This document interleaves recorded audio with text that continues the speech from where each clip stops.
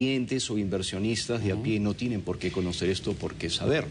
Pero a ver, por ejemplo, porque lo que pasa es que si dices, para la gente que nos está viendo, el dólar se está fortaleciendo desde 2008. El dólar cae 40% y en los últimos 5 años rebota 15% de ese 40%. De acuerdo, pero cuando la gente nos escucha y dice, a ver, ¿cómo el dólar está rebotando, que viene una caída, y por otro lado tenemos al sol, mi moneda? Yo me doy cuenta qué es lo que está pasando y veo que efectivamente, y fuera de lo que ha sucedido en los últimos días, digamos, ha venido, digamos, el dólar bajando con respecto al sol. O sea, que el sol, mi moneda, es más fuerte que el dólar. Entonces, ¿cómo conversan, digamos, el fortalecimiento del dólar contra el sol?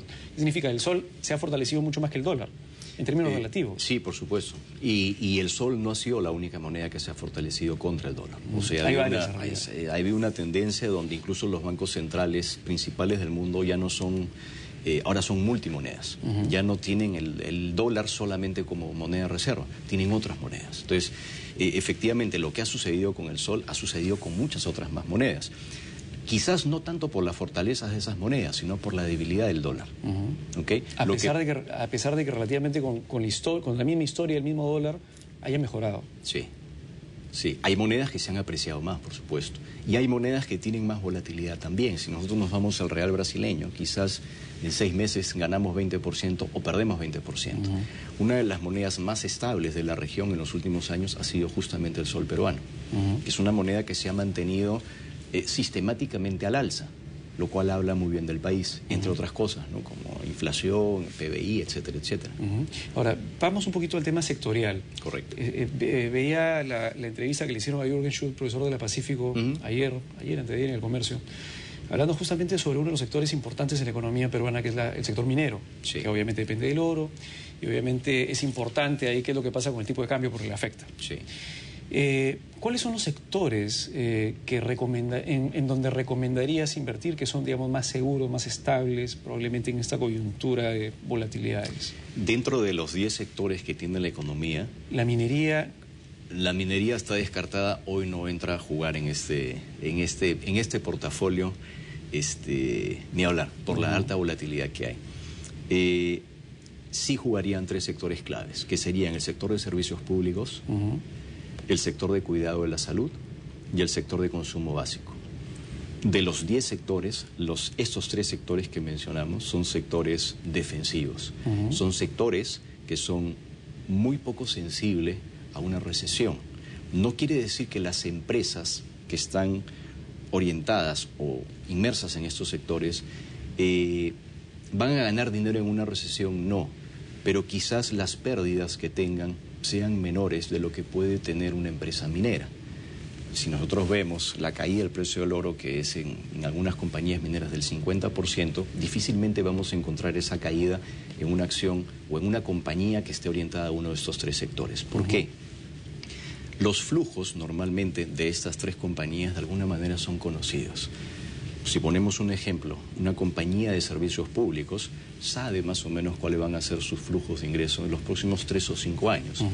Porque por más recesión que haya, igual uno sigue consumiendo luz, uno sigue consumiendo teléfono, uno sigue consumiendo agua. Entonces son empresas más inmunes a una recesión y normalmente son compañías que por tener un flujo conocido de ingreso pueden voltear y darte un dividendo que normalmente es alto. Entonces, las hacen compañías o sectores mucho más apetecibles en épocas, si no de recesión, en épocas con visos de, no necesariamente una crisis, pero sí una complicación en los próximos meses. Ahora, otra recomendación podría ser ir viendo en estos mismos sectores en el MILA también, ¿no? O sea, en Chile y en Colombia, porque, claro, las personas que están viendo solamente Perú están viendo un mercado relativamente pequeño, con poca liquidez, muy chiquito, negocia poco en realidad. Así es. Así que es momento también de comenzar a ver a nuestros Puedes comprar vecinos, perfectamente, ¿no? Compañías americanas, estamos hablando de compañías con capitalización bursátil por encima de los 10.000 millones de dólares, que en 6 meses están ganando 25% en la acción. O sea, no son compañías, no son small caps, que son compañías pequeñas, son compañías consolidadas que justamente por tener este rasgo de defensivo es el sector que hoy más los inversionistas están buscando. Y encima te premian con un dividendo. No solamente el Perú, hay que buscarlo, sí, efectivamente, en Colombia, hay que buscarlo en México, en Chile, en Estados Unidos. En parte del mundo. Así es. Una última pregunta para 20 segundos de respuesta, por favor.